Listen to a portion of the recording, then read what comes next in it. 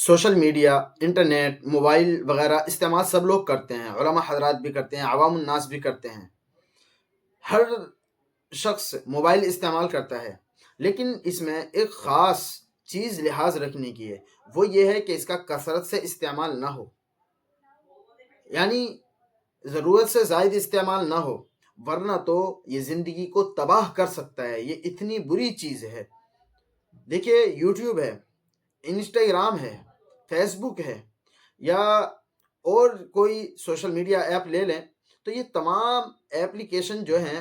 یہ گرچہ کہ ان کے اندر اچھی باتیں ہمیں سننے ملتی ہیں، لیکن اگر ہم ایک اچھی بات سرچ کرتے ہیں تو اس کے ساتھ ساتھ 10 غلط باتیں آتی ہیں۔ تو آپ اسی سے اندازہ لگا لیں کہ یہ کتنی تباہ کن چیز ہے کہ ہم ایک اچھی چیز سرچ کر رہے تھے اور 10 غلط چیزیں آ گئیں۔ اور پھر اس سے فتنہ اس طریقے سے عام ہوتا ہے کہ گناہ خود تک محدود نہیں رہتا، یعنی غلط چیز دیکھنے کا گناہ ہم تک نہیں ہوتا، دوسرے تک بھی پہنچتا ہے۔ وہ اس طریقے سے اگر ہم اپنی آئی ڈی پر یا اپنے کسی دوست کو ان باکس پر ہم سینڈ کر رہے ہیں، اس کے چیٹ باکس میں کوئی ویڈیو یا گانا سینڈ کر رہے ہیں جس کے اندر سانگ لگا ہوا ہے، میوزک لگا ہوا ہے،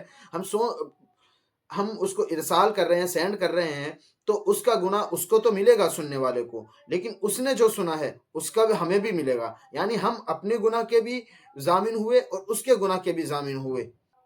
لہذا اگر ہم اس سے بچنا چاہتے ہیں تو ہمیں غلط استعمال اور کثرت سے استعمال سے بچنا ہوگا۔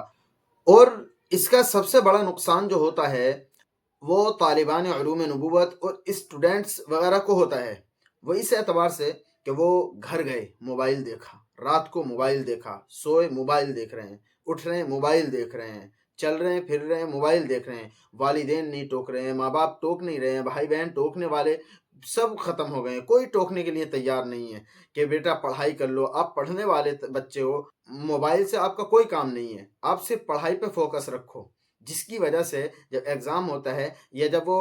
فارغ ہو جاتے ہیں اپنی پڑھائی سے، تو ایسا لگتا ہے ان کو کہ ہم نے کچھ پڑھا ہی نہیں۔